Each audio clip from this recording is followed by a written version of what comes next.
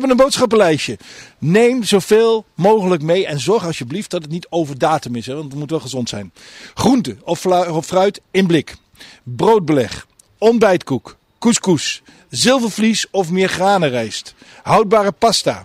Pastasaus. Beschuit. Smeerkaas. Koffie en thee. Chocoladerepen, maaltijdsoepen, mayonaise, mosterd, vruchtensap, toiletpapier, keukenrol en bedenk wat je wilt bedenken, want het is zo belangrijk. Want wij denken dat iedereen genoeg te eten heeft. Dat is gewoon niet zo. Ik ga zelf ook echt met dit lijstje aan de slag en ik ga zelf ook wat bedenken. Doe mee voor de voedselbank. Vrijdag 19 december.